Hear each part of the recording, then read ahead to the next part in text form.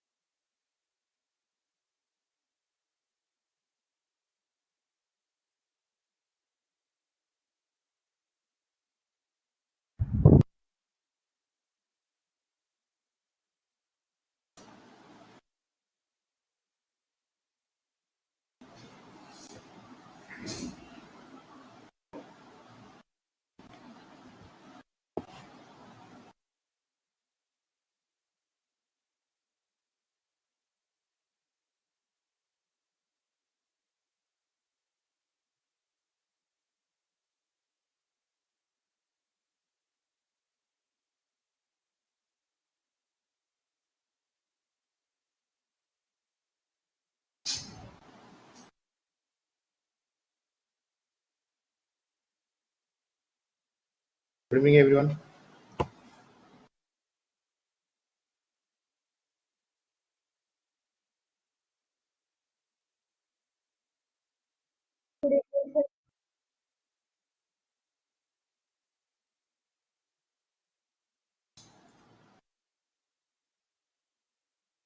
Last class में हमने आपको स्प्रिंग फोर्स के बारे में बताया था। उसी डिस्कशन का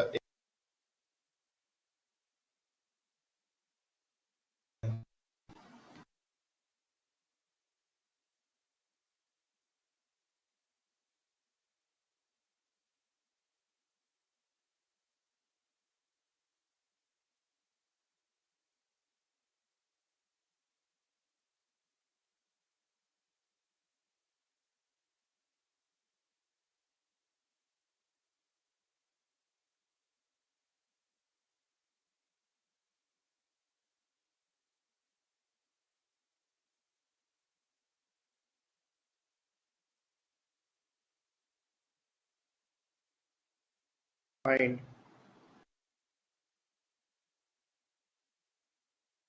tension in the strings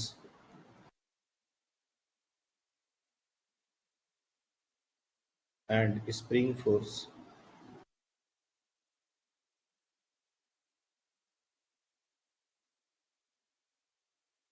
in given situation.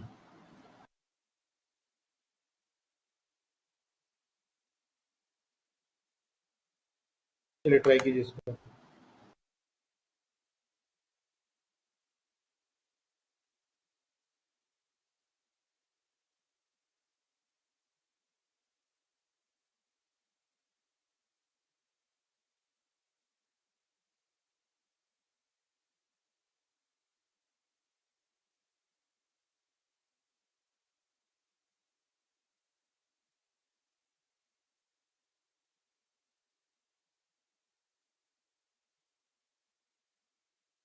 इसमें टोटल 3 आंसर होंगे। एक फर्स्ट वाला जो स्ट्रिंग है उसका टेंशन, सेकंड वाला स्ट्रिंग है उसका टेंशन, और तीसरा ये जो स्प्रिंग लगा हुआ है उसके में कितना स्प्रिंग फोर्स है।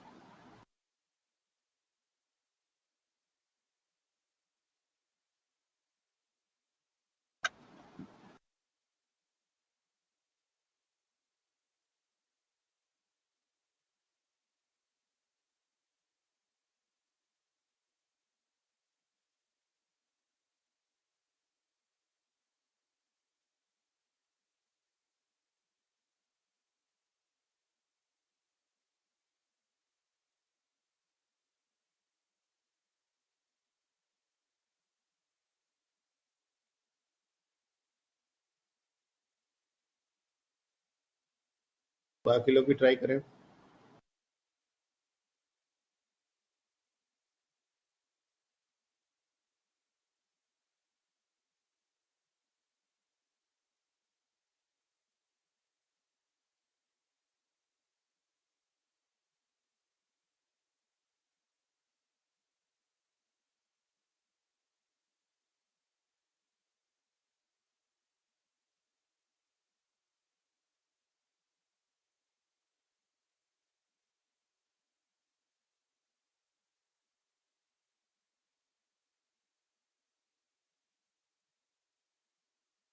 और किसी को नहीं पता? कोई नहीं सॉल्व कर रहा है इस क्वेश्चन को?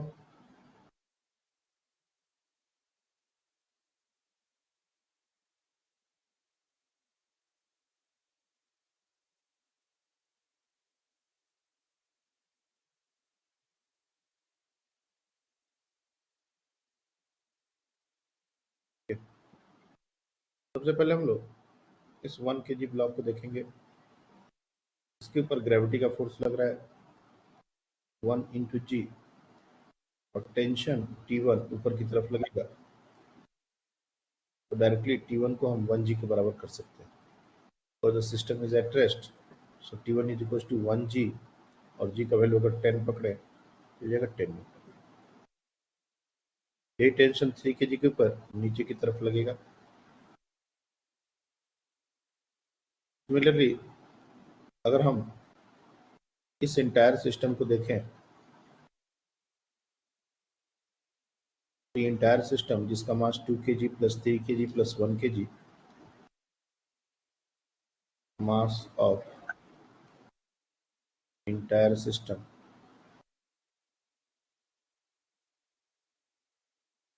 ये हमारा 2 kg plus 3 kg plus 1 kg, basically 6 kg का टोटल मास है, और वो स्ट्रिंग से लटका हुआ है। इसके अलावा कोई और, ये सारे इंटरनल फोर्सेस हो जाएंगे। तो 6 kg का जो मास है उसका अगर वेट देखा जाए तो ये हमारा 6 टाइम्स g हो जाएगा, इसलिए T2 को डायरेक्टली 6g ऐसा लिख सकते हैं, that is equal to 60 newton. और जहाँ तक बात है स्प्रिंग फोर्स की, तो स्प्रिंग फोर्स यहाँ पर ऐसे ऊपर की तरफ लगेगा, और यहाँ पर ऐसे नीचे की तरफ लगेगा। 3 kg के ऊपर अगर हम देखें तो 3g, T1 और Fs, ये 3 फोर्सेस हैं। T1 का वैल्यू 10 है, 3g का वैल्यू 30 हो जाएगा, तो spring force 3g plus T1, तो ये हो जाएगा 40 न्यूटन। तो सबका यही आंसर है, ये किसी का अलग है?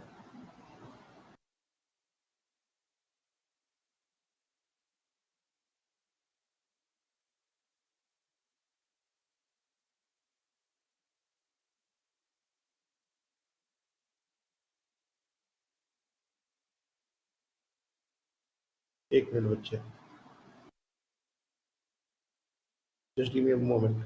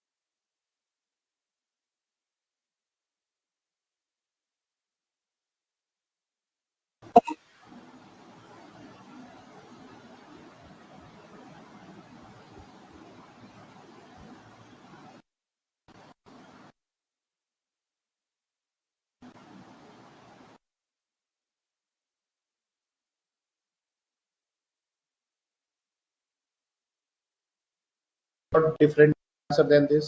सबका यही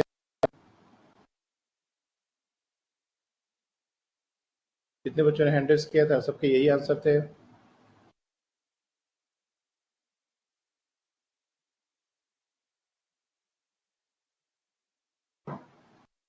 Audible to everyone.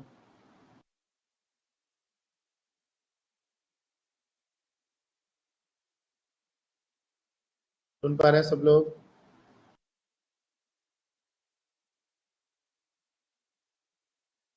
Yes, sir. कोई रिप्लाई समझ नहीं आ रहा हमको. आवाज नहीं आ रही किसी को?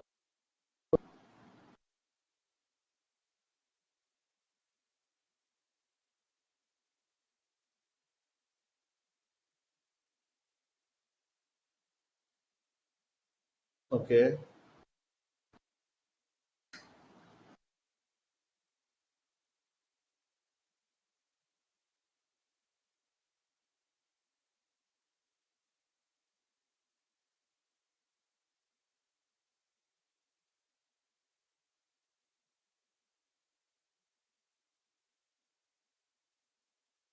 अभी कुछ बेटर है?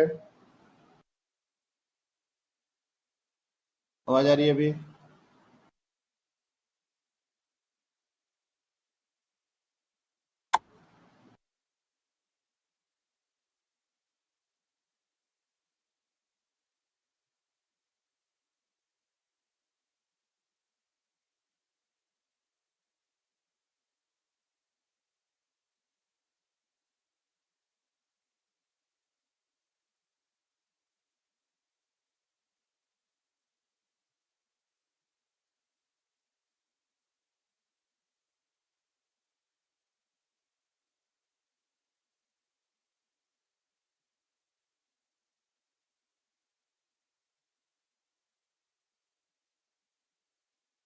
अभी आवाज आ रही है?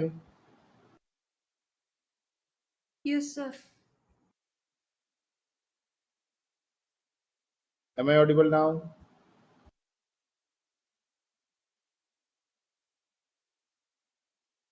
ओके. आप लोग का माइक काम तो कर रहा है ना? एक बार माइक ऑन करो सब लोग.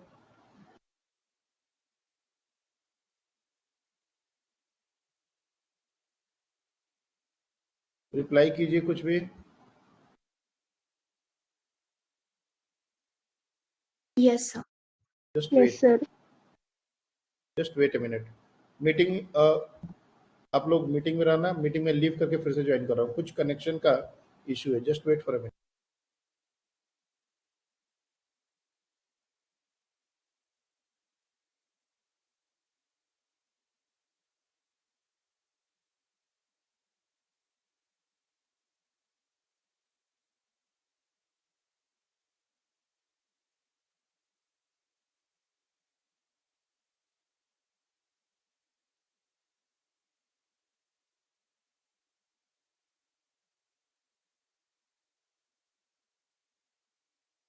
अभी आवाज बराबर आ रही है?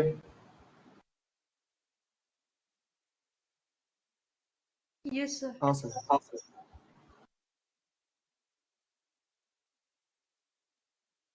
ओके. क्या सबके यही आंसर थे जो निकले हैं या किसी का अलग आंसर था?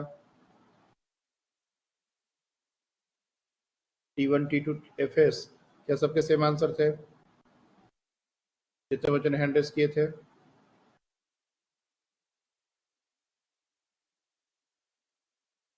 हाँ सर. ये ओके. अब यहाँ पर दो स्ट्रिंग है, Yes, sir. 1 and 2. Question actually ये नहीं था. क्वेश्चन ये था कि अगर हमने फर्स्ट वाली स्ट्रिंग को कट किया, सिचुएशन बिल्कुल एज इट इज है. अब हमने इसमें चेंजेस कर रहे हैं. तुम लोग फिर से डायग्राम बना लेना वापस. If we cut the first string,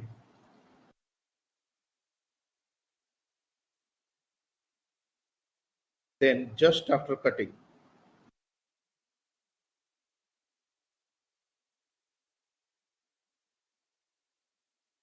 acceleration of 1 kg, acceleration of 3 kg, और एक्सेलरेशन ऑफ 2 kg। इन तीनों का एक्सेलरेशन क्या होगा ये बताना है। 1 वाले स्ट्रिंग को कट किया है, बाकी कहीं कोई चेंज नहीं किया।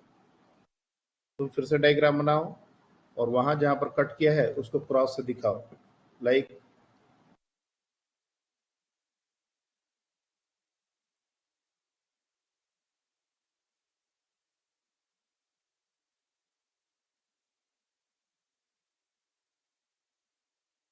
ये हमारा सिचुएशन है, string is cut from here. इस तरह से कट कर दिया गया। तो कट करने के बाद इन तीनों ब्लॉक का क्या एक्सेलरेशन होगा वो आपको बताना है विथ डायरेक्शन।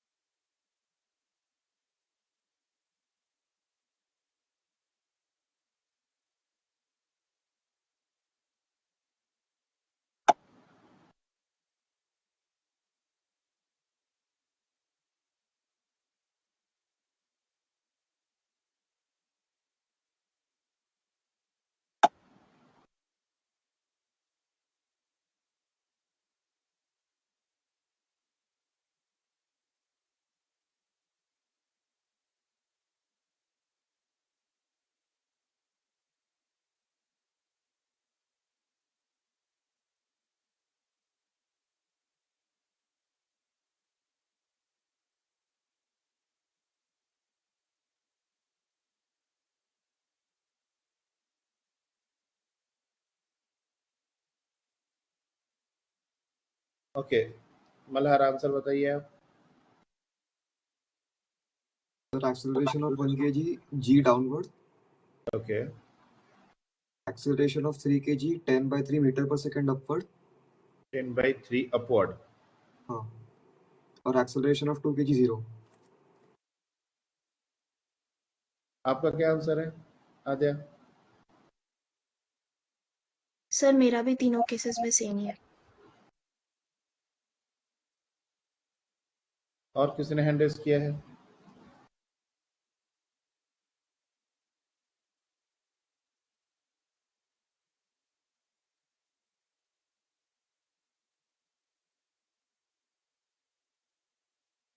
बाकी लोग भी ट्राई करें आंसर।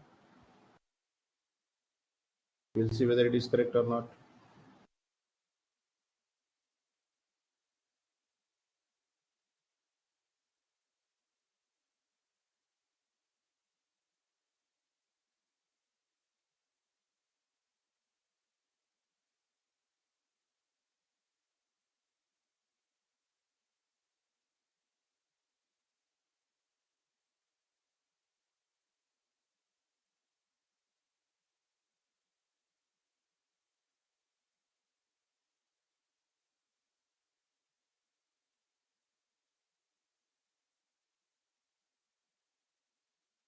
बताइए क्या आंसर है। सर मेरा भी सेम ही आंसर है। ओके, क्या कॉन्सेप्ट यूज किया अनुश्री आपने इस क्वेश्चन को सॉल्व करने के लिए?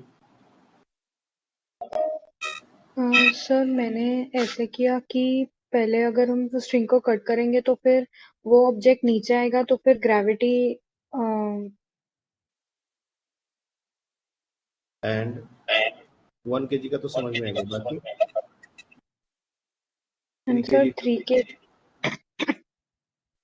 3 kg लगा है तो फिर टेंशन T1 का 10 था जो हमने पहले ही निकाला था, is equals to mass into acceleration. तो फिर मास मैंने 3 पुट कर दिया एंड एक्सेलरेशन। गलत है, गलत है,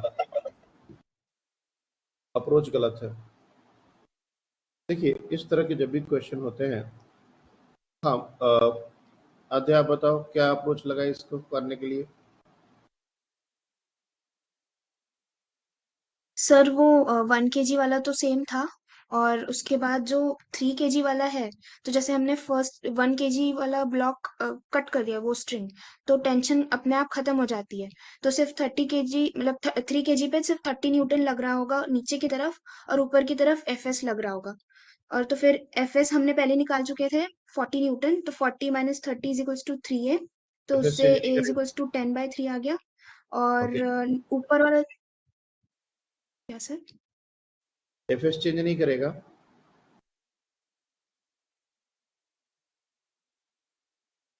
नहीं सर, एफएस चेंज नहीं होगा। What about T2?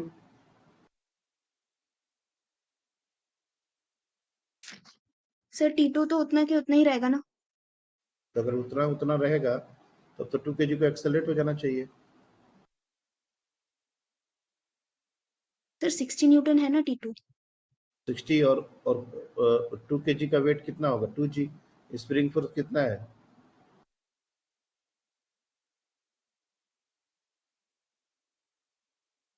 Sixty. Okay 460। ठीक है, ठीक है, लॉजिक वर्क कर गया। ठीक है, इस तरह का जो भी क्वेश्चन होता है उसमें एक बहुत बेसिक कॉन्सेप्ट हम लोग यूज करते हैं, और जो बेसिक बात है वो समझने की है तो ये है, spring force does not change instantaneously.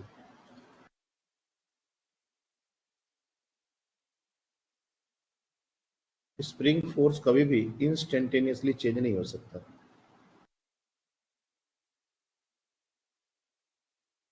और वही टेंशन जो है may change instantaneously। Tension change हो सकता है, जैसे जैसे हमने स्ट्रिंग को कट किया तो टेंशन T1 तुरंत जीरो हो गया, लेकिन स्प्रिंग फोर्स तुरंत चेंज नहीं होता। मल्हार, इसका रीजन बताओ क्यों नहीं होता?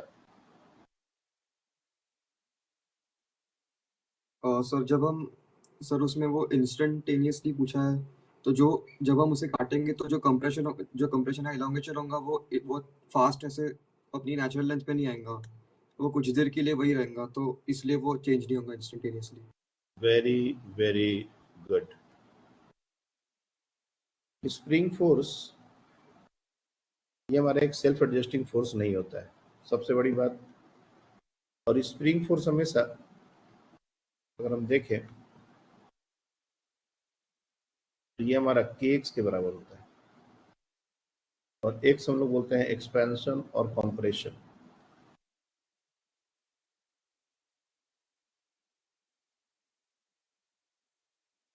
इसका मतलब ये हुआ कि स्प्रिंग का अगर एक्सपेंशन और कॉम्प्रेशन चेंज नहीं होता है तो स्प्रिंग फोर्स भी चेंज नहीं होगा, और इसको चेंज होने में एक टाइम डिले, टाइम गैप लगेगा।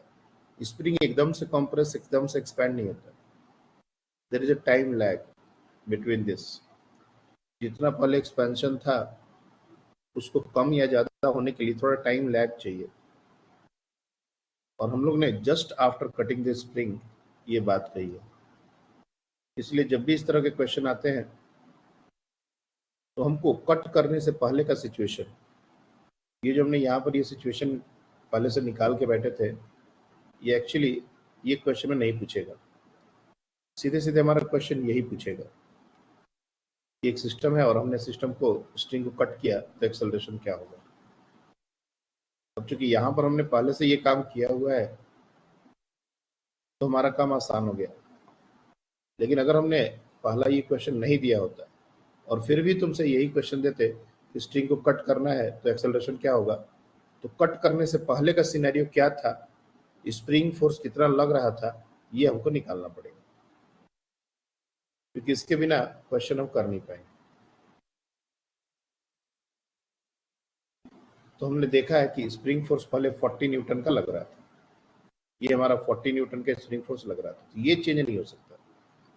बाकी T1 T2 अगर होना होगा तो ये चेंज हो सकते हैं, spring force is not going to change.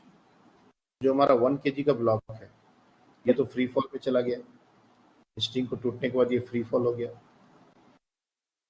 तो फ्री फॉल में जाने के कारण इसका एक्सेलरेशन तो जी होना लाजमी है। अब ये 3 kg के ऊपर क्या क्या सिचुएशन है, तो 3 kg के ऊपर हमने फोर्सेस दिखाए हैं ऑलरेडी। यहाँ पर 3 kg का एफपीडी हमने पहले बनाया था, ये है 3 kg का एफपीडी, इसमें 3g नीचे की तरफ, एफएस ऊपर की तरफ, और ये टेंशन है, अब टेंशन नहीं लगेगा। Now this tension is not there, अब सिर्फ एफएस और 3g लग रहा है। एफएस हमारा है 40, ये तो चेंज करेगा नहीं, और 3G ये भी वेट है, ये भी चेंज नहीं करता, वेट भी कांस्टेंट फोर्स होता है। तो 40 का फोर्स ऊपर और 30 का फोर्स नीचे, इसका मतलब 10 नेट फोर्स होगा और divide by 3 will be the acceleration and that will be in upward direction. और अगर हम बात करें 2 kg की, तो इसमें तो कोई चेंज हो ही नहीं रहा। अगर 2 kg का हम लोग इनिशियली एफबीटी बनाते बिना कट करने की सिचुएशन में, तो ये हो जाता 2G, स्प्रिंग फोर्स हो जाता नीचे की तरफ, ऑलरेडी दिखाया था, और ये टेंशन था हमारा T2 ऊपर की तरफ। अब जैसे हमने स्ट्रिंग को कट किया, ये 2G तो चेंज होने से रहा, एफएस भी चेंज नहीं हो रहा, ये दोनों चेंज ही नहीं हो रहे, तो T2 क्यों चेंज करेगा? T2 भी चेंज नहीं होगा, लेकिन जरूरत पड़ती तो T2 भी चेंज हो जाता। ऐसे हम और भी एक दो एग्जांपल अभी लेने वाले हैं जिसमें टेंशन चेंज हो सकता है लेकिन स्प्रिंग फोर्स चेंज नहीं होगा। अब ये सेम क्वेश्चन है, पहले यहां तक बात समझ आ गई? Everyone understand this question? क्यों हुआ ये तीनों? वो रेस्ट में था 2 kg, बाद में भी वो रेस्ट में ही रहेगा, 60-60 बैलेंस हो रहा है। अब जिनको ये पूरा बात समझ में आ गया हो, अब स्ट्रिंग 2 को कट करो। 1 एज इट इज है, string 1 is not cut. If string 2 is cut, पहला कट करते तो क्या होता, ये हमने देख लिया। अब पहला एज इट इज है, कट नहीं हुआ है, हमने दूसरे को कट कर दिया, ऊपर वाले स्ट्रिंग को कट कर दिया। तो जस्ट आफ्टर कटिंग, ये जब भी क्वेश्चन पूछा जाएगा तो जस्ट आफ्टर कटिंग ही पूछा जाएगा। Just after cutting acceleration of, again ये 3 ब्लॉक्स क्या होंगे, 1 kg, 3 kg और 2 kg, ये आपको बताना रहेगा। फिर से डायग्राम बनाओ और ऊपर वाले स्ट्रिंग को कट करो।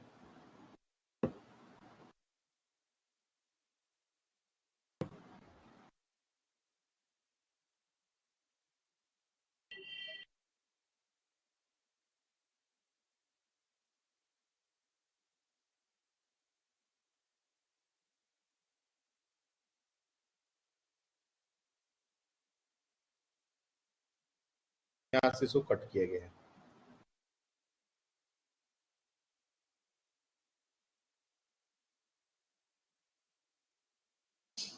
और जरूरत पड़ सकती है तो हम T1 को भी कैलकुलेट कर सकते हैं। T1 भी निकालना है कि उस समय 1 स्ट्रिंग का टेंशन कितना होगा। जो लोग ने हैंड रेस किया है उससे मैं T1 की भी वैल्यू पूछूंगा।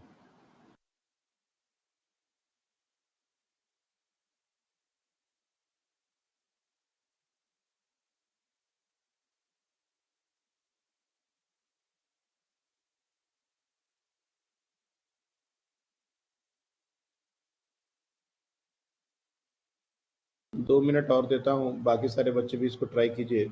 एक बच्चे से करने से तो बात बनेगा नहीं।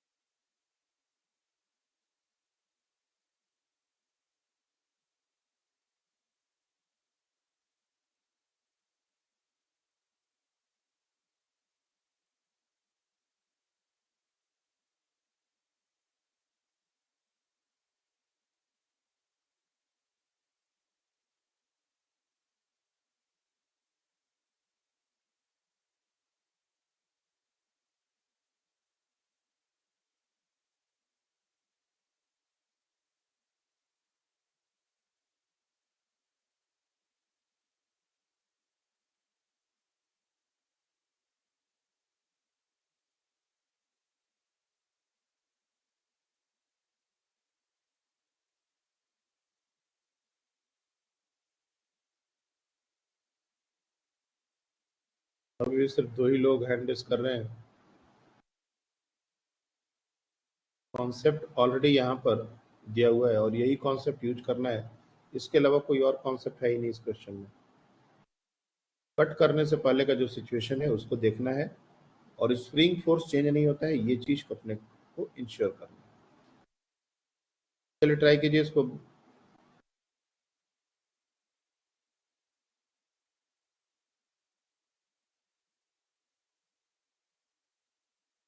हाँ चलिए बताइए मल्हार, बताओ क्या क्या आंसर आया आपका। Acceleration of 1 kg 0, okay 2 kg 30 meter पर सेकंड स्क्वायर डाउनवर्ड, 3 kg का कितना? 3 kg का 0 है,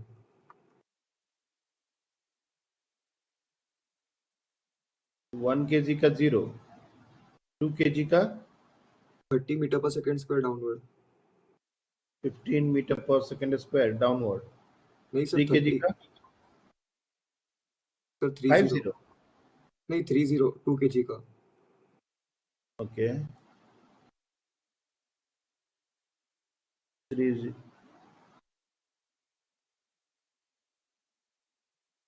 और 3 kg 3 का kg 0 है, का। ओके और टेंशन। T1 10 Newton. ओके आद्य आप बताइए आपका कोई आंसर में चेंज है या सेम आंसर है यही? सर मेरा 8 to 20 आ रहा है, बाकी तीनों ओके सेम है।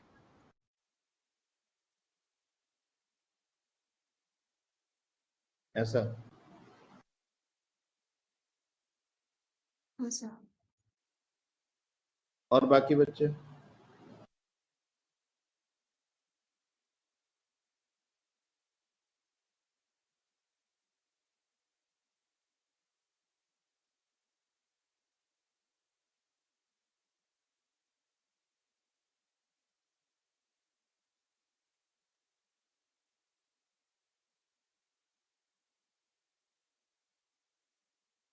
ओके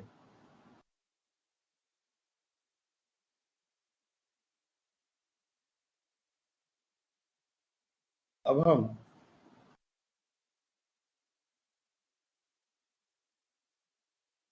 कट करने से पहले की सिचुएशन क्या थी ये तो पहले हमको यहाँ बार बार देखने की जरूरत ना पड़े, खास करके स्प्रिंग फोर्स ये अपने को बहुत जरूर चाहिए, क्योंकि इसके बिना हम इसके बाद क्या होगा ये डिसाइड नहीं कर सकते। कट करने से पहले का जो सिचुएशन था वो हमारा स्प्रिंग फोर्स यहाँ लग रहा था ऊपर की तरफ और यहाँ लग रहा है नीचे की तरफ, और ये वैल्यू वाइज है 40 न्यूटन।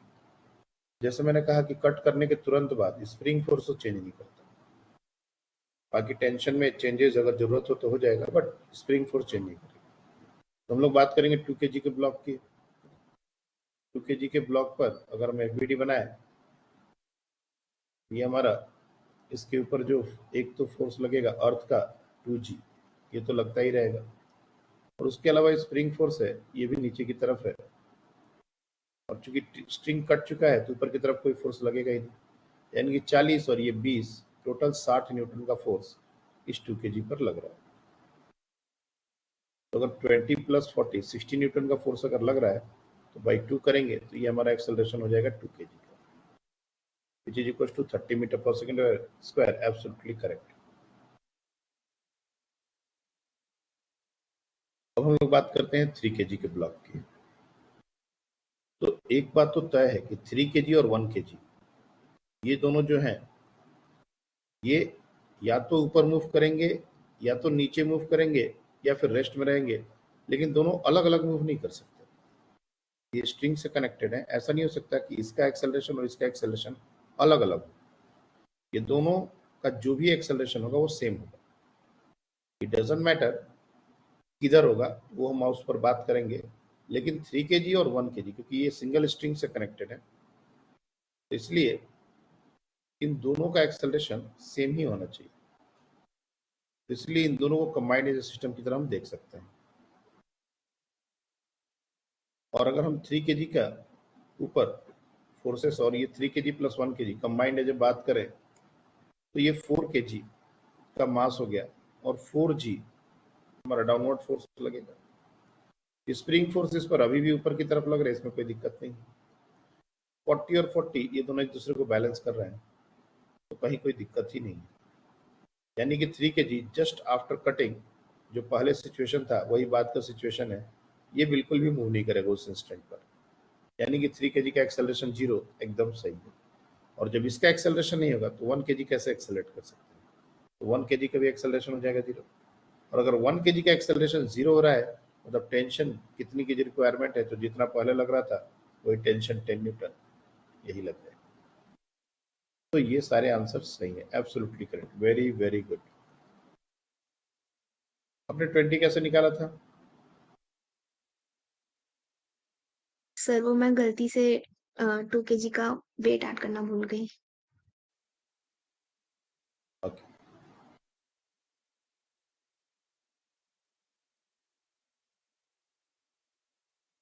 तो इस तरह के क्वेश्चन, हाँ बोलिए। सर आपने वो 3 केजी और 1 केजी का वो कंबाइन क्यों लिया? ये स्ट्रिंग से बंधे हुए हैं ना बच्चे। अगर मान लो 2 ब्लॉक हैं और 2 स्ट्रिंग से ऐसे कनेक्टेड हैं, ऐसा तो नहीं हो सकता ना कि ये मूव नहीं करे और ये मूव कर जाए, ऐसा होगा? अगर मूव करना होगा तो दोनों साथ नीचे जाएंगे या साथ ऊपर जाएंगे? हाँ सर। एक पॉसिबिलिटी ऐसा हो सकता है, देयर इज वन पॉसिबिलिटी कि ये जो ब्लॉक है ये ऊपर की तरफ उछल जाए और ये एज इट इज अपने जगह पर पड़ा रहे, स्लैग हो जाए स्ट्रिंग, ये पॉसिबिलिटी है। लेकिन यहाँ पर वैसा सिचुएशन नहीं दिखेगा। यहाँ पर या तो 3 kg ऊपर की तरफ जाएगा या 3 kg नीचे की तरफ जाएगा या 3 kg रेस्ट में रहेगा। और अगर 3 kg नीचे की तरफ जाएगा तो डेफिनेटली 1 kg को भी साथ साथ नीचे जाना ही पड़ेगा। तो स्ट्रिंग का स्लैग होने का बात नहीं आ रहा। हाँ बोलिए। सर जब हम कट कर रहे हैं तो फिर ऐसा क्यों नहीं हो रहा है कि सभी के एक्सेलरेशन 0 क्यों नहीं हो रहा है फिर? कट करने पर एक्सेलरेशन 0 होता है, ये किसने बताया? सर क्योंकि जा तो नीचे ही रहा है ना, तो फिर इस तरह का लॉजिक कैसे तुम जनरेट कर रहे हो मुझे नहीं समझ आ रहा। एक्सेलरेशन 0 होगा कट करने के बाद, ऐसा हमने कभी बार बोला है क्या? कट करने के बाद क्या होगा ये क्लियरली कॉन्सेप्ट बोल के यहाँ पर लिखा हुआ है, और तुम पहला स्टेटमेंट दे रहे हो कि कट करने के बाद सबका एक्सेलरेशन 0 हो जाएगा। ये कैसे स्टेटमेंट दे रहे हो?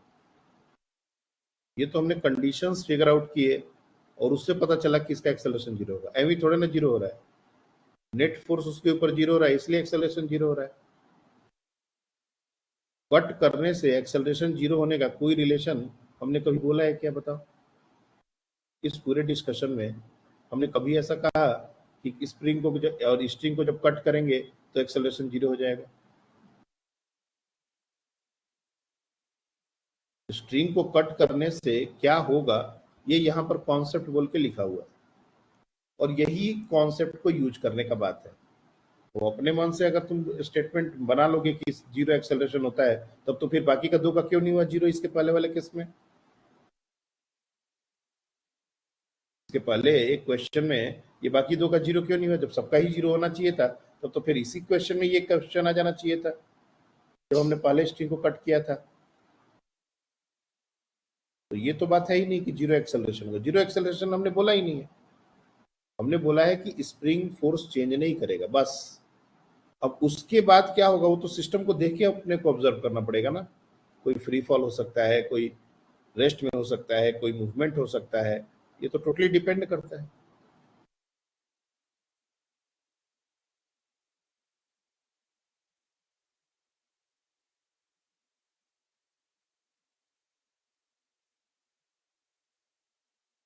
सारी बात समझ में है? Yes sir. तो ये कॉन्सेप्ट अलग अलग तरीके से, और मोस्टली इससे ज़्यादा डिफिकल्ट क्वेश्चन नहीं आएगा, इसी तरह का क्वेश्चन आ सकता है। तो दो ब्लॉक है, एक स्प्रिंग है, कट कर दिया, ऐसा भी सिचुएशन हो सकता है। जैसे एक और क्वेश्चन ले लेते हैं।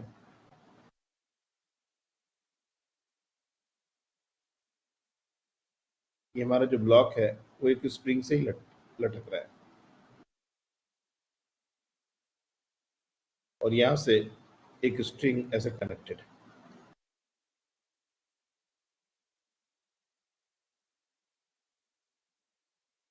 This is like the first scenario. ये जो पहला सिनेरियो था लगभग कुछ वैसा सिचुएशन हो गया, क्योंकि हमने जो पॉसिबल क्वेश्चन डिफिकल्ट हो सकता था वो ऑलरेडी बना दिया है।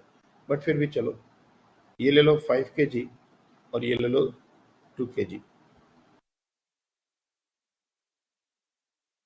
और हमने इसको यहां से कट किया। Just after cutting acceleration of 5 kg और एक्सेलरेशन ऑफ 2 kg क्या होगा ये आपको बताना है। ये उससे आसान है।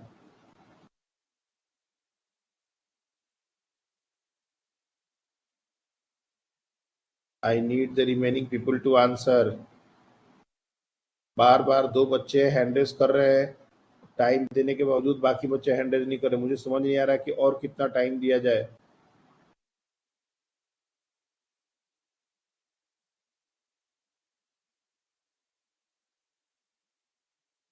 एक ही कॉन्सेप्ट को, एक ही क्वेश्चन को मैं घुमा घुमा के बस पूछे जा रहा हूँ। इसी क्वेश्चन में वो चीज आ चुका है ऑलरेडी, बट बावजूद हमने इसके लिए एक नया क्वेश्चन यहाँ बना दिया। चलो जल्दी करो।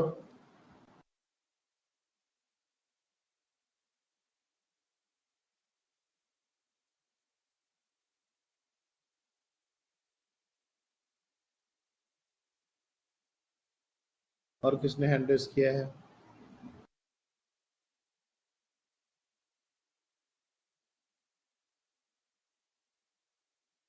नक्षत्रा,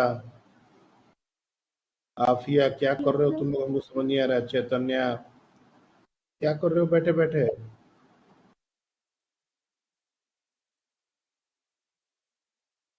आदित्य, हमको समझ ही नहीं आ रहा है कि आज बच्चे आंसर क्यों नहीं कर रहे। चलो बताओ, नक्षत्रा क्या है answer? Sir A50 8 to 20 meter पर सेकंड। A20, नहीं सर A50 A50 और A2 20 मीटर पर सेकंड। 20 मीटर पर सेकंड स्क्वायर, ऐसा? Yes sir. और किसने हैंड रेस किया है? चलिए आधे आप बताएं। सर मेरा A5 4 मीटर पर सेकंड स्क्वायर आया और A2 10।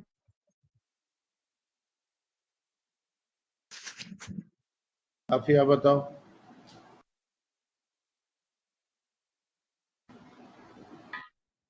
सर मेरा भी वही है, सेकंड वाला। ओके, आदित्य। हाँ सर A5 4 आया और A2 मेरा 0 आया।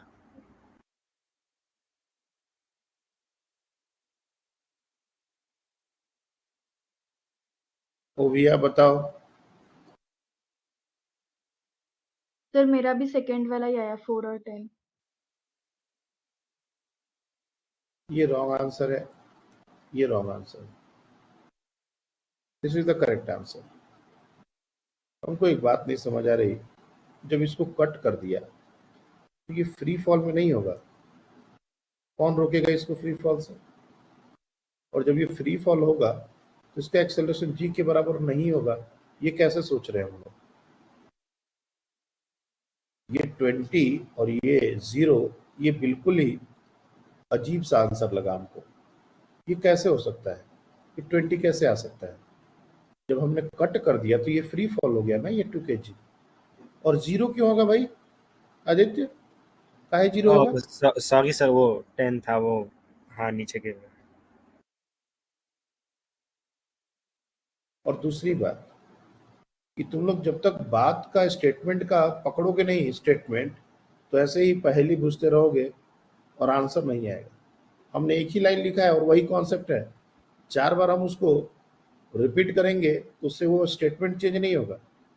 Spring force doesn't change instantaneously. भेजे में कहीं बैठा हो इस बात को।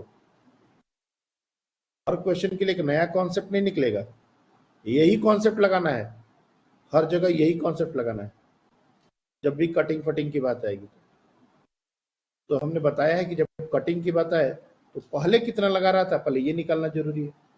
अगर हम वो निकालेंगे ही नहीं तो हमको कैसे पता चलेगा कि चेंज नहीं होगा तो कितना लगेगा? यानी कि ये जब स्ट्रिंग लगा हुआ था तब स्प्रिंग फोर्स कितना था, पहले ये फिगर आउट करना पड़ेगा। तो हम देखेंगे कि स्प्रिंग से ये दोनों मास लटके हुए हैं। इनिशियली जो सिचुएशन था, ये दोनों 5 और 2 एक ही स्प्रिंग से लटके हुए हैं, तो टोटल मास हो जाएगा 7 kg, और स्प्रिंग फोर्स इस पूरे 7 kg को, जो इसका वेट होगा, उसको बैलेंस कर रहा है। या तो हम ऐसे समझ लें, अदरवाइज इसके ऊपर टेंशन ऊपर की तरफ, इसके ऊपर टेंशन नीचे की तरफ, स्प्रिंग फोर्स ऊपर की तरफ और वेट नीचे की तरफ। टेंशन हमारा 2g के बराबर होगा, ये समझना कोई बड़ी बात नहीं है, और स्प्रिंग फोर्स T + 5g के बराबर होगा, इसको भी समझना कोई बड़ी बात नहीं है। तो 70 न्यूटन का फोर्स स्प्रिंग लगा रहा है, चाहे ऐसे समझ लिया जाए चाहे ऐसे समझ लिया जाए, और ये फोर्स हमारा चेंज नहीं करेगा, यही मैं बार बार आपको बताने की कोशिश कर रहा हूँ।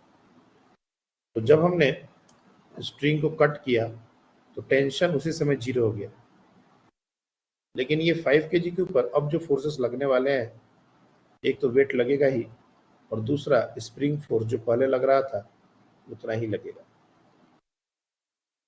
तो ये 70 है और ये 50 है, तो ऑब्वियस सी बात है 20 न्यूटन का फोर्स ऊपर की तरफ लग रहा है, तो net force is equal to mass times acceleration, यही हो जाएगा 70 - 50/5, so that is equals to 4 metre पर सेकेंड स्क्वायर।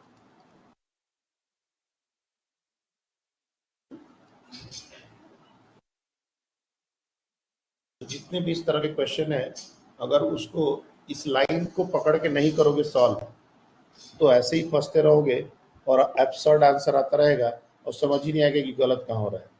जो स्टेटमेंट दिया जा रहा है उसको तो कोई यूज ही नहीं कर रहा है, अपने अलग अलग तरीके से पता नहीं क्या क्या लॉजिक लगा रहे हो तुम लोग। सबसे पहले स्प्रिंग फोर्स निकालना है, कट करने से पहले स्प्रिंग फोर्स कितना था, और उसके बाद उस फोर्स को चेंज नहीं करने देना है, डायरेक्शन मैग्नीट्यूड दोनों। और अब सिचुएशन को रियलाइज करना है कि क्या हो सकता है, और जो बॉडी फ्री फॉल में है उसका एक्सेलरेशन g होगा ही, इसमें कहीं शक वाली बात है ही नहीं। तो ऐसे क्वेश्चन आप प्रैक्टिस करिए, बहुत जगह आपके मॉड्यूल में भी है, प्रीवियस ईयर मिल जाएंगे, हमने भी क्वेश्चन किए उसमें मिल जाएंगे। Next we are going to talk about constraint relation. क्या होता है कंस्ट्रेंट?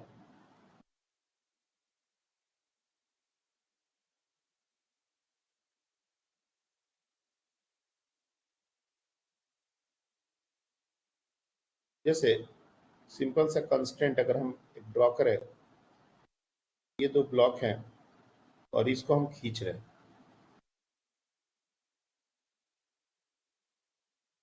तो कोई भी नॉर्मल थिंकिंग वाला बच्चा इसको बोल सकता है कि इसका एक्सेलरेशन a होगा और इसका भी एक्सेलरेशन a होगा।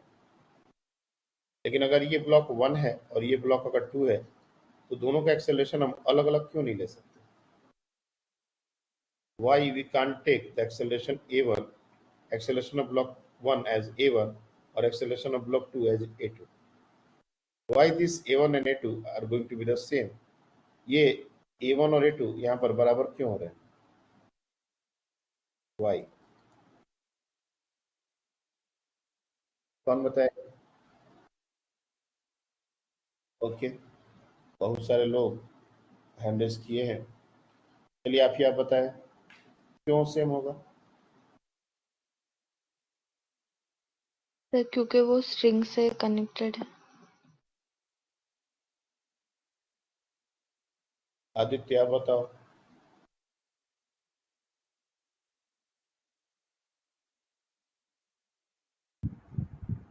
सर क्योंकि वो एक ही स्ट्रिंग से कनेक्टेड है, और जब एफ की वजह से जब वो 2 वाला ब्लॉक मूव करेगा तो उसी के साथ 1 वाला भी करेगा। ओके, देखो बहुत सारी बातें अगर डायरेक्ट तरीके से हम बोल नहीं पाते और प्रूव नहीं कर पाते, तो उसको कॉन्ट्राडिक्शन से प्रूव करना होता है। कॉन्ट्राडिक्शन,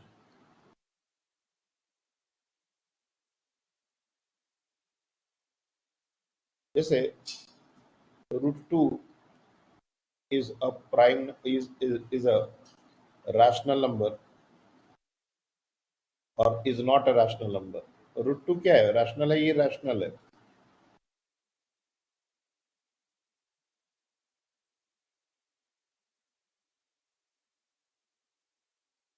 क्या है ये रूट टू?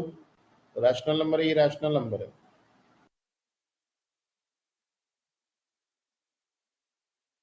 एक इरेशनल। बार लोग को मैथ तो आता है ना थोड़ा बहुत। सर इरेशनल है।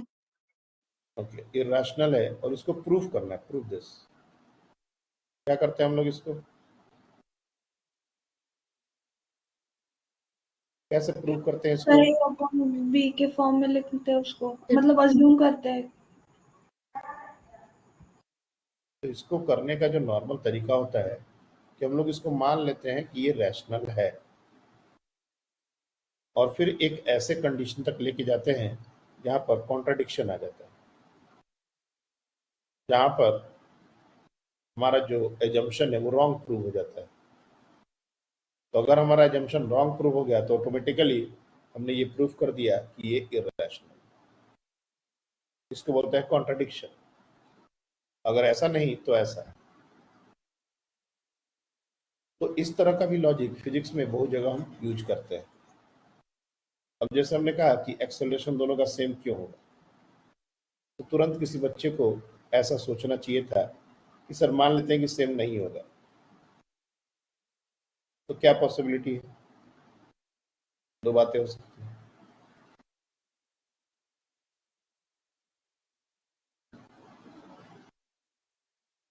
यही दोनों हो सकता है। अब A1 greater than A2, A1 अगर ग्रेटर देन A2 हुआ मतलब ये ज्यादा तेजी से जाएगा और ये कम तेजी से जाएगा, तो ये जो स्ट्रिंग है वो स्लैक हो जाएगा। स्लैक स्ट्रिंग कभी भी फोर्स नहीं लगाता। तो जब स्ट्रिंग फोर्स ही नहीं लगाएगा तो एक्सेलरेट होगा कैसे? और दूसरा बात कि जब A1 अगर छोटा हो गया और A2 बड़ा हो गया तो A2 ज्यादा आगे निकल जाएगा, A1 पीछे रह जाएगा, स्ट्रिंग टूट जाएगी, स्ट्रिंग विल ब्रेक। इस कंडीशन में स्ट्रिंग विल ब्रेक।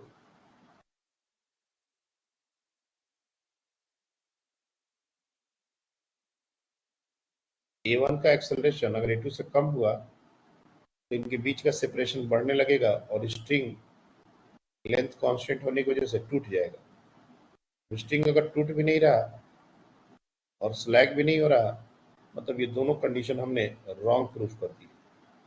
जब ये दोनों नहीं हो सकता, इसका मतलब यही हो सकता है।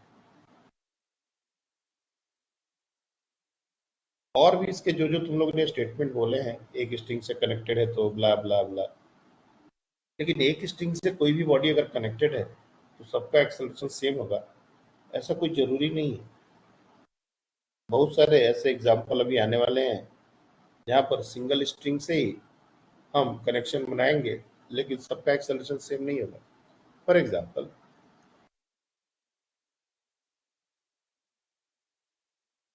हाँ बोलो। मतलब जब स्ट्रिंग स्लैक होती है तब फोर्स क्यों नहीं लगता? स्ट्रिंग स्लैग होगी तो फोर्स कैसे लगेगा? स्ट्रिंग में टेंशन तभी होगा जब स्ट्रिंग का लेंथ बढ़ना चाहेगा। स्ट्रिंग का लेंथ अगर घटने लगेगा और स्ट्रिंग स्लैग हो जाएगी तो फोर्स लगा पाएगी? नहीं सर, वो समझ गया। फॉर एग्जाम्पल, ये एक ब्लॉक है और ये स्ट्रिंग से कनेक्टेड है, ये एक ब्लॉक। तुम इसको पुश करोगे, ये पुश हो जाएगा।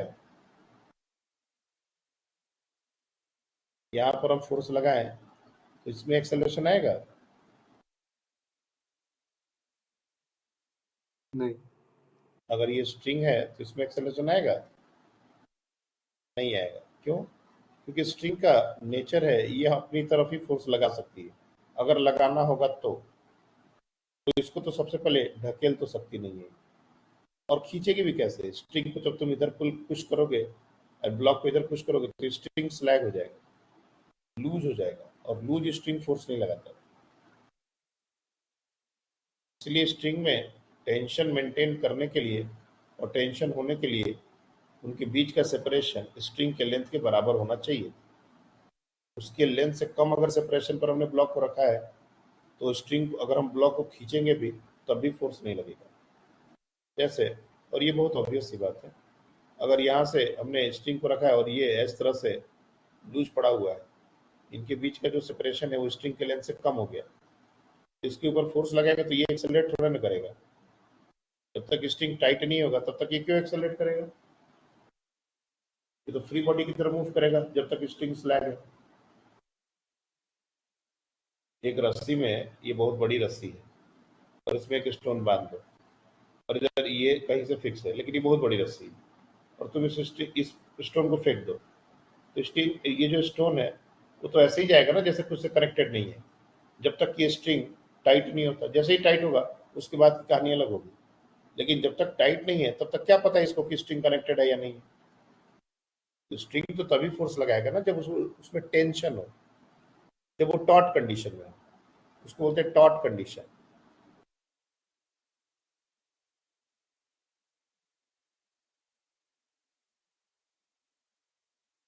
तो स्ट्रिंग हमेशा जब टॉट कंडीशन में हो तभी फोर्स लगाता है। दूसरी बात कि सेम स्ट्रिंग से यहाँ भी ये जो पूरा का पूरा सिस्टम है वो सेम स्ट्रिंग से कनेक्टेड है, एक ही स्ट्रिंग है देखा जाए तो, लेकिन ये दोनों ब्लॉक का एक्सेलरेशन सेम नहीं है। तो पॉइंट ये नहीं है कि दोनों एक ही स्ट्रिंग से कनेक्टेड है तो एक्सेलरेशन के लिए डायरेक्टली कनेक्टेड है तो बोला जा सकता है ये यहाँ पर सिंपल, बहुत सिंपल सिचुएशन है, इसलिए ये बात को हम बहुत आसानी से बोल सकते हैं।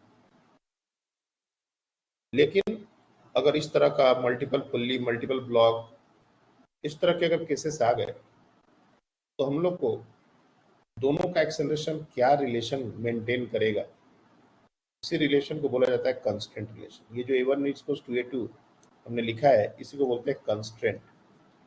इसका मतलब ये हुआ कि 1 का कुछ भी एक्सेलरेशन नहीं हो सकता, 2 का कुछ भी एक्सेलरेशन नहीं हो सकता, ये A1 और A2 इंडिपेंडेंट नहीं हो सकते, ये दोनों एक दूसरे के बराबर होने चाहिए। सिमिलरली अगर हमने कोई ऐसा ब्लॉक बनाया है तो डिपेंडिंग ऑन मास कोई भी नीचे जा सकता है, कोई भी ऊपर जा सकता है। फॉर एग्जांपल ये ऊपर जा रहा है और ये नीचे जा रहा है, तो इसका एक्सेलरेशन अगर हमने A1 लिया और इसका एक्सेलरेशन A2 लिया तो ये A1 A2 के बीच में कोई ना कोई एक रिलेशन जरूर होगा। ऐसा नहीं है कि A1 कुछ भी हो सकता है और A2 कुछ भी हो सकता है, दोनों इंडिपेंडेंट नहीं हो सकते। A1 and A2 are dependent on each other, इन दोनों के बीच में एक रिलेशन होगा। और इस तरह का जब भी कोई मूवमेंट होता है, कनेक्टेड बॉडीज होती हैं, उसमें जो भी मूवमेंट होता है वो एक दूसरे से रिलेटेड होते हैं। इसी रिलेशन को कंस्ट्रेंट बोला जाता है। रिस्ट्रिक्शन, कंस्ट्रेंट का मतलब होता है एक तरीके से रिस्ट्रिक्शन। कंस्ट्रेंट वर्ड का एग्जैक्ट मीनिंग अगर आपको पूछा जाए इसका मतलब होता है रिस्ट्रिक्टेड। और रिस्ट्रिक्शन, बॉडी रिस्ट्रिक्टेड है, वो अलग अपने तरीके से नहीं मूव कर सकता, उसको एक पर्टिकुलर तरीके से ही मूव करना पड़ेगा और उसका मूवमेंट एक दूसरे के साथ कुछ न कुछ रिलेशन मेंटेन करेगा। तो सबसे पहले हम कंस्टेंट रिलेशन में पुल्ली और ब्लॉक्स, इसके बारे में बात करेंगे। पुल्ली क्या होता है ये हमने को समझना रहेगा।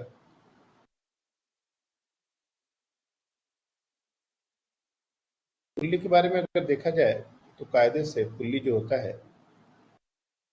इस तरह का एक व्हील टाइप का स्ट्रक्चर होता है और स्ट्रिंग इसके ऊपर से पास करती है लाइक दिस।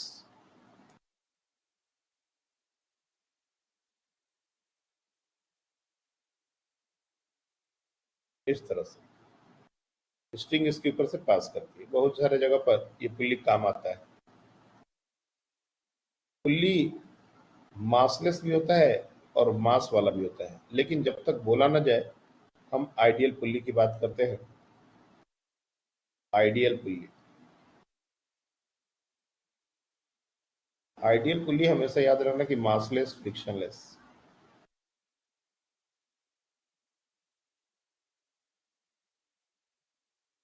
मास होगा ना फ्रिक्शन होगा।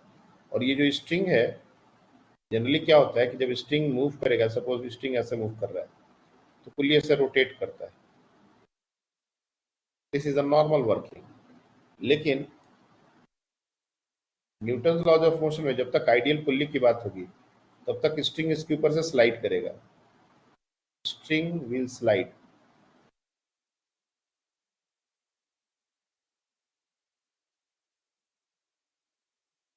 पुल्ली रोटेट नहीं करेगा, और अगर रोटेट भी किया तो कोई फर्क नहीं पड़ता, लेकिन मान के चलो कि रोटेट नहीं करेगा।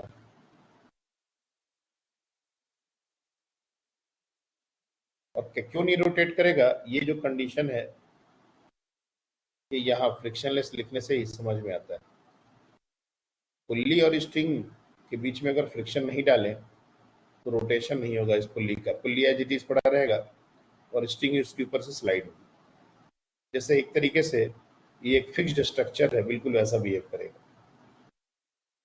तो जब तक कि क्वेश्चन में एक्सप्लिसिटली ना बोल दिया जाए कि पुल्ली का मास है, तब तक पुल्ली मासलेस होता है ये हमको मान के चलना है, और फ्रिक्शनलेस होता है ये मान के चलना है। क्या यूज है पुल्ली का? पुल्ली का बहुत सारा यूज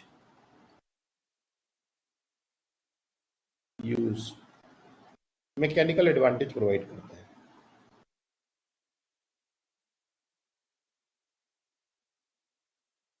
दूसरा यूज है change the direction of action of, change the line of action of force. अगर मान लेते हैं ये कुआं है और इसमें से हम लोग को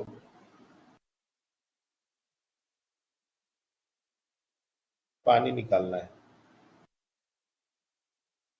एक बंदा जो है वो यहाँ पर डायरेक्टली इसको पुल कर रहा है। तो ये ज्यादा मुश्किल है या फिर एक पुल्ली ऊपर में इस तरह से एक फिक्स्ड सिस्टम लगा के और पुल्ली से इसको कनेक्ट करके, ये जो पुल्ली है इससे इसको कनेक्ट करके और यहाँ से ऐसे पुल करें। किस सिचुएशन में इस बकेट को खींचना है ज्यादा आसान है, डायरेक्ट खींचना या पुल्ली की मदद से खींचना?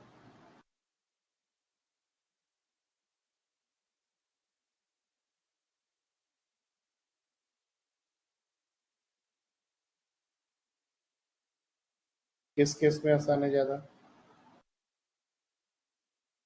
पुल्ली के केस में। बताइए।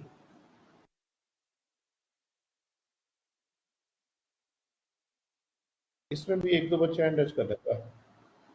देखो, अगर क्वेश्चन कसम खा के आए हो कि हम बोलेंगे नहीं, तो हम भी अब छोड़ देंगे बोलवाना, ठीक है? नहीं बोलो, एंजॉय करो बैठ के। अगर किसी ने कसम खा ली है कि हमको क्लास में नहीं बोलना है, तो हम भी ज्यादा सरदर्द लेने का जरूरत नहीं। हाँ, बताइए तानिका। सर वो पुली ज्यादा इजी है और कन्वीनियंट रहेगा। क्यों?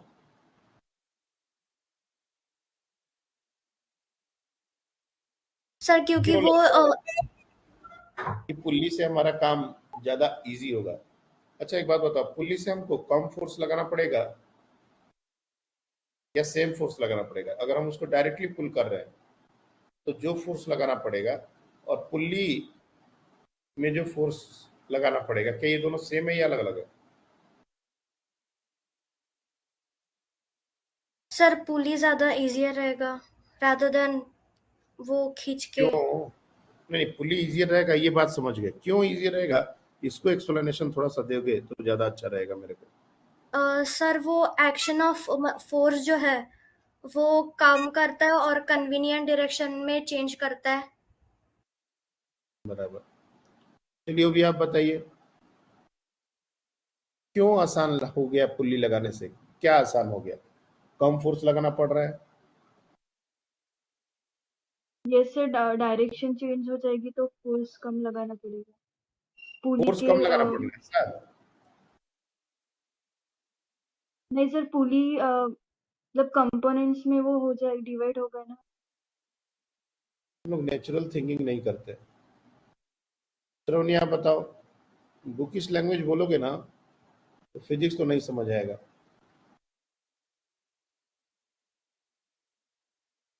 क्यों आसान हो गया पुल्ली लगाने से?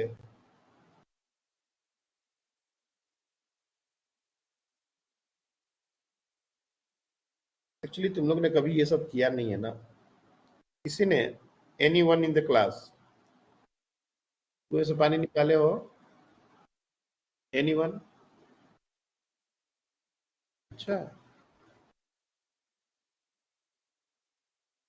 अगर निकाले हो बावजूद इसके आंसर नहीं कर पा रहे तो ये बड़ा मेरे को शर्म का बात लग रहा है। जिन्होंने नहीं निकाला वो फिर भी थोड़ा बहुत इधर उधर आंसर करे तो मेरे को समझ में आता है।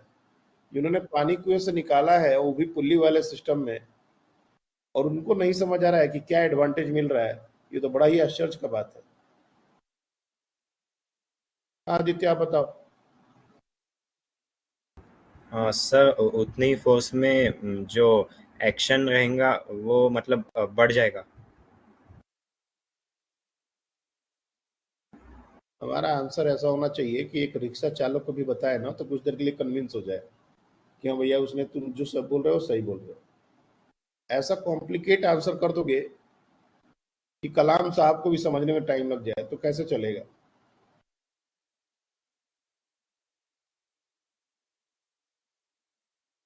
ओके आद्या आप बताओ, एक बार नूपुर को बता लो, पहले नूपुर को आंसर करने दो। तो नूपुर आप बताइए।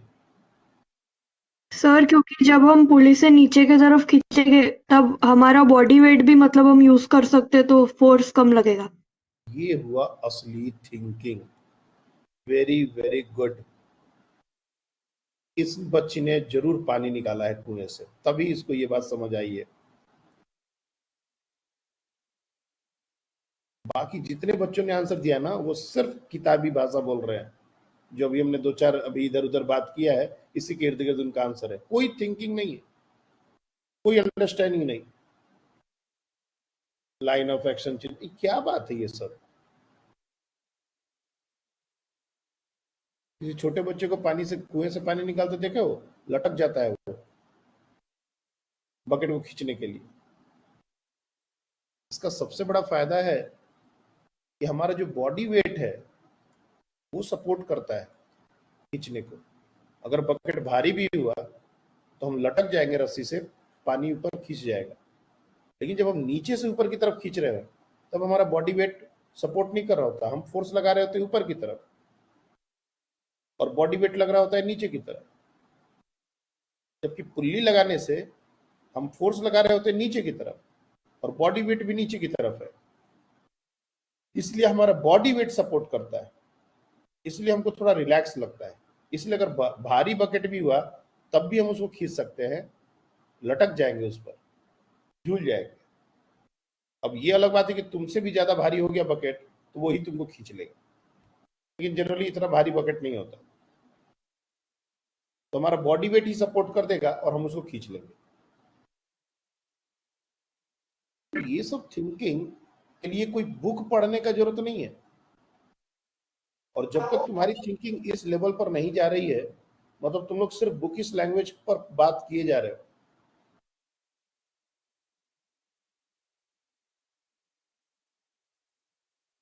तो एक तो एडवांटेज है, और भी एडवांटेज है, मतलब this is not just the only advantage.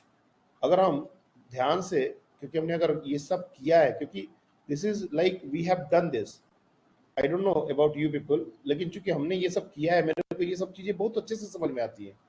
और उसके लिए कोई फिजिक्स का बुक रटने का और स्टेटमेंट रटने का जरूरत नहीं है। जब हम पानी को खींच रहे होते हैं तो हमारा आधा बॉडी कुएं के सामने होता है, तो चांस रहते हैं नीचे गिरने के। हम झुक के पानी खींचे, हम बिल्कुल ऐसे स्ट्रेट होके पानी को खींच नहीं सकते, और ज्यादा एफर्ट लगाना पड़ता है, तो थोड़ा सा बॉडी झुकता है। तो अगर झुकते झुकते अगर बॉडी का सेंटर ऑफ मास कुएं के अंदर चला गया तो हम इसी में खींचे चले जाएंगे, पैर स्लिप कर सकता है, और भी बहुत सारे फायदे हैं। और जब हम नीचे की तरफ खींच रहे होते हैं तब हमको बिल्कुल भी इस बात का डर नहीं कि हम इसमें गिरेंगे, हम दूर जाके भी खींच सकते हैं। पानी निकालने के लिए हम दूर जाके नहीं निकाल सकते पानी, जैसे यहाँ पर पुल्ली अगर लगी है तो we can stand here also and pull. और जबकि हमको अगर सीधे सीधे ऊपर खींचना होगा तो हमको बिल्कुल मेड़ पर खड़े होकर पानी खींचना होगा। तो चांसेस है कि हम नीचे गिर सकते हैं, क्योंकि रस्सी भी हमको खींच रही होती है। ये सब लॉजिक दोगे तो मेरे को लगेगा कि हाँ तुम लोग कुछ किए हो या फील करते हो फिजिक्स को। लाइन ऑफ एक्शन चेंज हो रहा है, ये क्या आंसर है? इसलिए पुल्ली के लगाने से क्या होता है, हम ऊपर की तरफ जो फोर्स लगा रहे थे, अब हमको नीचे की तरफ फोर्स लगाने का एक एडवांटेज मिला। और नीचे की तरफ लगाने का एडवांटेज से हमारा फायदा ये हुआ कि हमारा बॉडी वेट सपोर्ट करने लगा। ये हुआ line of action, change the line of action of force. और मैकेनिकल एडवांटेज का क्या मतलब है? कम फोर्स लगा के ज्यादा भारी चीज को उठाना। ऐसा भी हो सकता है कि हम 10 न्यूटन का फोर्स लगाएं और 100 न्यूटन वाले वेट के बॉडी को उठा लें। ये पुल्ली की मदद से पॉसिबल है। कैसे होता है? व्हील सीट, लेकिन that is also possible. Body का वेट है 100 न्यूटन और हम 10 न्यूटन का ही फोर्स लगाएंगे तो वो लिफ्ट हो जाएगा। That is called mechanical advantage. By using less amount of force we can lift a very heavy object. तो इस चीज को बोला जाता है मैकेनिकल एडवांटेज। तो पुल्ली के बहुत सारे यूजेज हैं। हमारे इस चैप्टर में न्यूटन्स लॉज में पुल्ली जो है उसका मेन पर्पस मैकेनिकल एडवांटेज तो है ही, लाइन ऑफ एक्शन को चेंज करना कि फोर्स कैसा लगे ये भी है। दो तरह की पुल्ली हमारे सिस्टम में एग्जिस्ट कर सकती है। एक पुल्ली फिक्स हो सकती है लाइक दिस, इसको बोलते हैं फिक्स्ड पुल्ली। स्ट्रिंग इसके ऊपर से आएगा जाएगा। और एक जैसे यहाँ पर डायग्राम दिखाया है, इस डायग्राम से ही हमने दोनों यहाँ पर दिखा दिया, ये हमारा है फिक्स्ड पुल्ली और ये हो गया मूवेबल पुल्ली। ये मूव करेगा और ये फिक्स्ड है। अब बात आती है कि कोई भी पुल्ली का एफबीडी कैसा होगा। जैसे मान लेते हैं ये हमारा एक सिचुएशन है और एक स्ट्रिंग इसके ऊपर से कुछ इस तरह से जा रहा है। सारे स्ट्रिंग और पुल्ली आइडियल रहेंगे जब तक कि हम लोग एक्सप्लिसिटली ना बोल दें कि ये नॉन आइडियल है या मास है इसमें, तब तक ये सब आइडियल है। एक पुल्ली ऐसा है। दूसरा सिचुएशन हो सकता है ये वाली पुल्ली, ये दोनों फिक्स्ड पुल्ली है। एक मूवेबल पुल्ली का भी केस ले लिया जाए, इस तरह का सिचुएशन है। और ये जो स्ट्रिंग है वो ऐसे घूम के गए हुए हैं, ये सारे स्ट्रिंग घूम के गए हुए हैं, ठीक है ना। हमको इसका एफबीडी बनाना है, पुल्ली का एफबीडी, फोर्स कैसे लगता है। तो सबसे पहले हमको ये बात समझ में आनी चाहिए कि एक सिंगल स्ट्रिंग कहीं से कहीं तक जाए उसमें टेंशन सेम रहता है। इन अ सिंगल स्ट्रिंग, ये स्ट्रिंग आइडियल है, in a single string tension at all point must be same। और टेंशन के बारे में एक और बात अपने को समझ में आनी चाहिए कि always acts along the string. ये बात भूलने की बात नहीं है। इतना पहले हमने फोर्सेस बता दिए हैं, पढ़ा दिए हैं, तो सारे स्टेटमेंट, तो सारे कॉन्सेप्ट जेहन में एकदम बैठ जाने चाहिए। स्टेटमेंट से रट्टा मार के आओगे क्वेश्चन करने, एक सिंगल क्वेश्चन बनेगा नहीं। मैं बता रहा हूँ, स्टेटमेंट रटना और स्टेटमेंट को समझना, ये दोनों दो बातें हैं। अगर इस बात में फर्क समझ आता है तभी क्वेश्चन बनने का बात होगा, और नहीं तो हमने लिखा कॉन्सेप्ट ऐसा होता है, बच्चे ने वो कॉन्सेप्ट ऐसा होता है रट्टा मार के याद कर लिया। अब उसको क्वेश्चन में सिर्फ वही लाइन बार बार दिमाग में आ रही है कि ऐसा होता है वैसा होता है, उसको समझ नहीं आ रहा कि इसको करना है, इसको इम्प्लीमेंट करना है। बस ऐसा होता है ऐसा बोल के वो रट्टा मारे जा रहा है, तो इससे क्वेश्चन थोड़े ना बनेगा। जितने भी कॉमन फोर्सेस इन मैकेनिक्स के दौरान आपको कॉन्सेप्ट्स बताए गए उसको जेहन में बैठाना है और उसको इम्प्लीमेंट करना है क्वेश्चन में सॉल्व करने के दौरान, नहीं तो कोई मतलब नहीं है, वो डिस्कशन खत्म हो चुका है ऑलरेडी। टेंशन है always acts along the string, ये भी एक बहुत इंपॉर्टेंट स्टेटमेंट है। तो यहाँ पर अगर हम देखें तो टेंशन इधर लगेगा और यहाँ पर टेंशन इधर लगेगा। तो अगर हमसे पूछा जाए कि पुल्ली पर कितना फोर्स लगेगा, तो पुल्ली पर इन दोनों का वेक्टर सम लेना पड़ेगा और इन दोनों का वेक्टर सम बीचों बीच लगेगा and that will equal to √2t। अगर ये क्लैंप जो यहाँ पर क्लैंप हमने लगाया था जो चिप गया, ये जो क्लैंप है जिससे ये पुल्ली कनेक्टेड है, ये क्लैंप इसके ऊपर एग्जैक्टली √2t फोर्स नहीं लगा है तो ये पुल्ली गिर जाएगा, टूट जाएगा। ये क्लैंप जो है वो √2t time force, √2t force इस डायरेक्शन में लगाता है ताकि इन दोनों टी का फोर्स बैलेंस हो सके। सिमिलरली यहाँ पर इस स्ट्रिंग के कारण टेंशन ऐसा, इस स्ट्रिंग के कारण टेंशन ऐसा। String always try to apply force towards itself, ये बात भी भूलने की जरूरत नहीं है।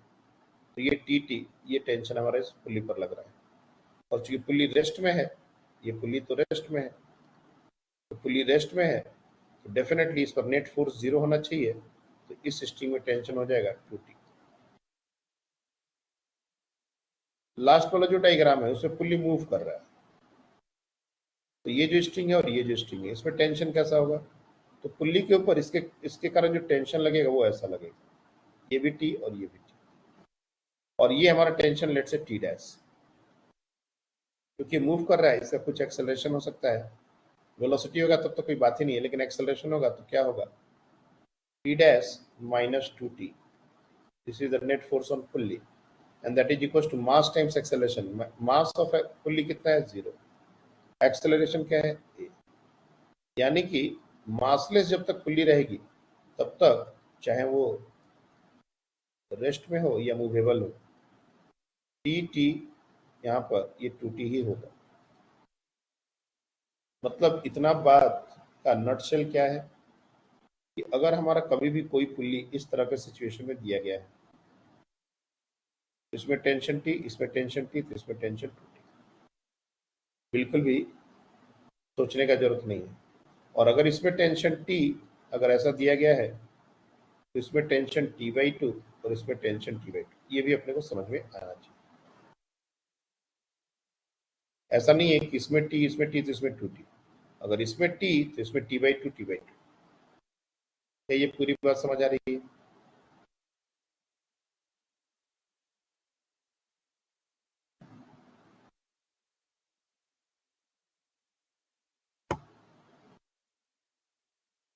यहाँ तक चीज समझ आ रहा है?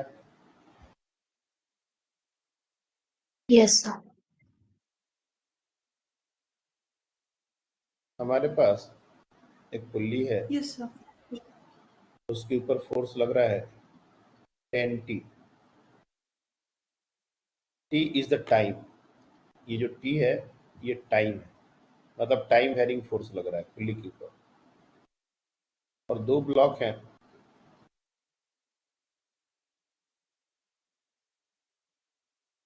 और एक सरफेस पर रखे हुए हैं, दोनों सरफेस को टच कर रहे हैं। तो इसको अच्छे से बना लो, दोनों बराबर स्ट्रिंग है।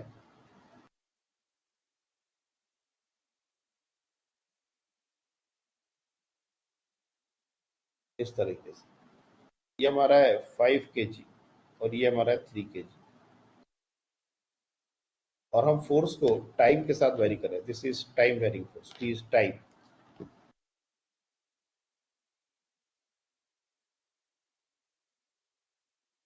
क्वेश्चन क्या क्या हो सकता है इसमें? पहला क्वेश्चन, फाइंड द टाइम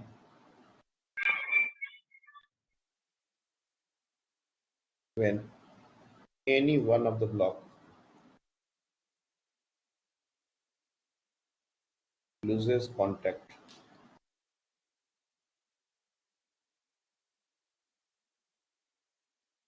और इस टाइम को जो तुम निकालोगे, मैंने उसको कुछ देर के लिए t0 एज्यूम कर लिया, क्या होगा ये तो तुम निकालोगे, लेकिन अगर वो टाइम को मैं t0 मानूं, सेकेंड क्वेश्चन इसी से रिलेटेड है। Find normal force between other block and surface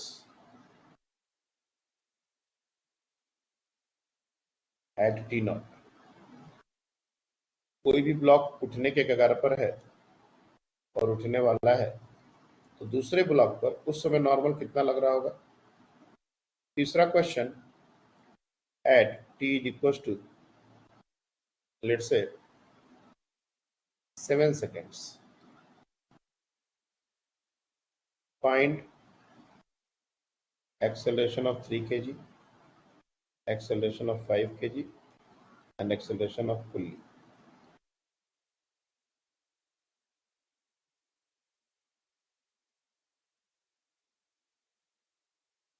force हमारा टाइम वेरिंग है और हम टाइम के साथ इसको चेंज कर रहे हैं। 10t, t जब 0 था तो 0, 10t जब 1 सेकेंड हुआ तो 1, ऐसे करके फोर्स चेंज हो रहा है पुल्ली पर। तो find the time when any one of the block lose contact, and कौन कॉन्टैक्ट लूज करेगा ये भी बताना है, which one will lose contact.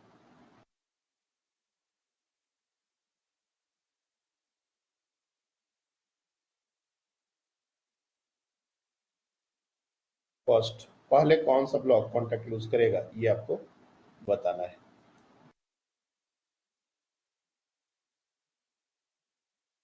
उसके बाद एक बार जब वो कॉन्टैक्ट लूज करने वाला होगा टी नॉट पर, तो दूसरा जो ब्लॉक होगा जो कॉन्टैक्ट लूज नहीं कर रहा है उसके ऊपर नॉर्मल कितना लग रहा होगा सरफेस से, ये आपको बताना है।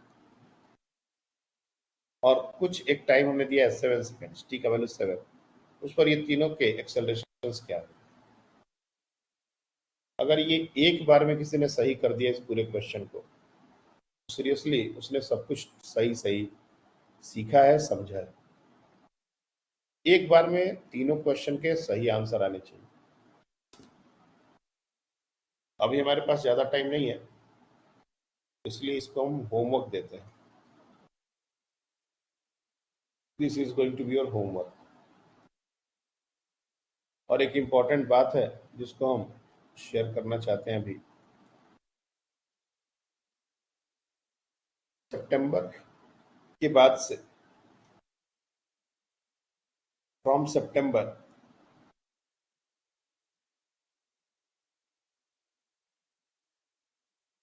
आपकी जो चारों क्लास हैं वो मॉर्निंग में होगी। All classes will be in the morning only.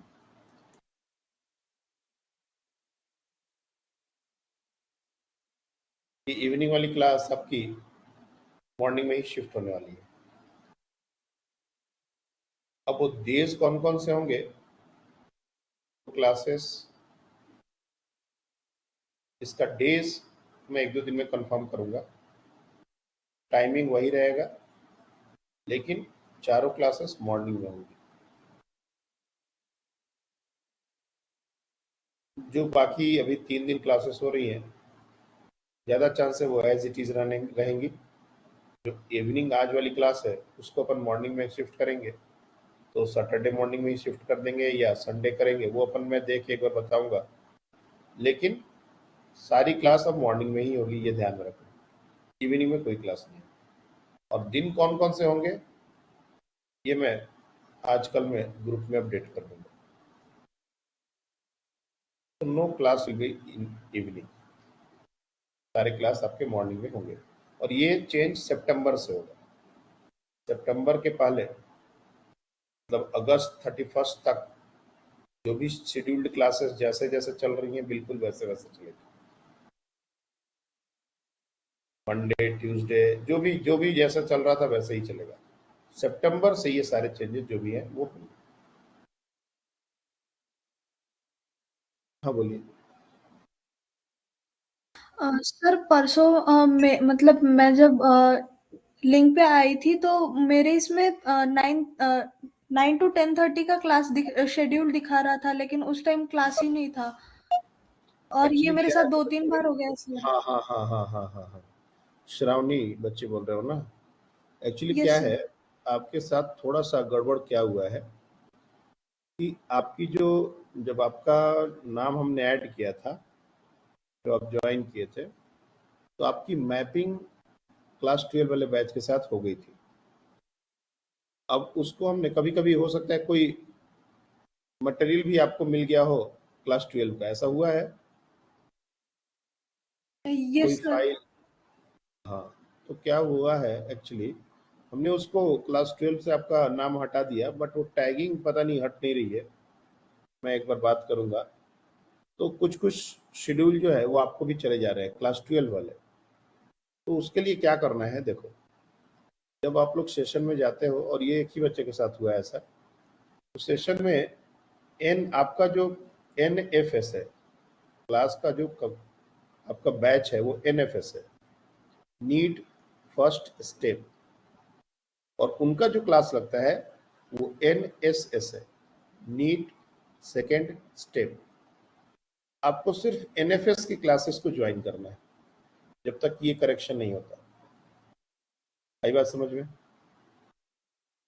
और ये कंफ्यूजन अगले मंथ से तो बिल्कुल भी नहीं होगा। इवनिंग में आपकी कोई क्लास शेड्यूल जब होगी ही नहीं, तो अगर क्लास लगती भी है तो मान के चलना कि वो 12 वाली क्लास में गलत टैगिंग हो गया इसलिए बोल के। आपकी सारी क्लासेस तो मॉर्निंग में ही लगनी है। एक बच्चे के साथ ये प्रॉब्लम हुआ है। मैं कोशिश ओके करता सर। हूँ कि वो शेयरिंग में वो चीज़ हो जाए, लेकिन यस सर। टैगिंग में एक्चुअली वो रिमूव नहीं हो रहा बोल के ये ऐसा बार बार इश्यू आ रहा है। मैंने एक बार डिलीट करके दोबारा भी ज्वाइन करने की कोशिश किया था, तो टैगिंग पता नहीं क्यों नहीं हट रही। देख लेंगे उसको, ठीक है ना? सर क्योंकि कल क्लास कल कल हाँ, कल वो क्लास वो थी, मेरे बट इसमें वो 2:30 क्लास थी इसलिए। वो ज्वाइन नहीं कर पा रहे होगे आप। वो ज्वाइन नहीं कर पा रहे होगे आप। ज्वाइन कर पा रहे थे क्या? वो क्लास ज्वाइन नहीं कर पाओगे। वो 12 क्लास में हमने वो चीज़ आपको वहाँ से 12 क्लास से हटा दिया है, लेकिन वो टैगिंग नहीं हटी है। टेक्निकल एरर है वो क्लास कायदे से वो जब हमने उसको रिमूव कर दिया तो वो टैगिंग भी हट जानी चाहिए, लेकिन वो हटा नहीं। इसलिए जब भी कोई फाइल क्लास 12 क्लास को जब शेयर किया जाता है तो आपके साथ भी वो शेयर हो जाता है। और 11th में चूंकि आपकी क्योंकि टैगिंग है, कल उसमें मतलब 6 to 7 का क्लास हाँ का दिखा ही नहीं, 10:30 का ही दिखा रहा था। कल मॉर्निंग में क्लास थी। एक मिनट, नहीं, कल फ्राइडे था ना? हाँ, तो फ्राइडे तो आप लोग का मॉर्निंग में क्लास हुआ था। इवनिंग में कल इवनिंग में किसी की क्लास नहीं थी। कल आपका क्लास क्यों दिखा रहा था? कल तो नहीं दिखाना चाहिए। कल क्लास नहीं दिखा रहा हूँ, परसों का बात बोल रहे हो आप? थर्सडे इवनिंग में क्लास 12 की क्लास होती है, तो उसमें हो सकता है वो टैग हो गया हो। तो मैंने कहा ना, ये देख के ही तुम ट्राई करना, और वो ज्वाइन ही नहीं होगा। तुम अगर कोशिश भी करोगे ज्वाइन करने का तो ज्वाइन नहीं होगा, क्योंकि उस समय वो टैगिंग चेक होती है और वो नहीं मैच करेगा। तो सेकेंड स्टेप की क्लास आप अटेंड ही नहीं कर पाओगे। If you want to join then also you can't join. तो क्लास का सेशन जब भी शेड्यूल हो तो NFS और NSS ये जरूर देखना। बाकी सबको तो सिर्फ NFS दिखता होगा, आपको दोनों दिख जाते होंगे कभी कभी। तो NSS को अवॉइड करना है ज्वाइन करना, ठीक है ना? That's all for today. Yes sir, thank you sir.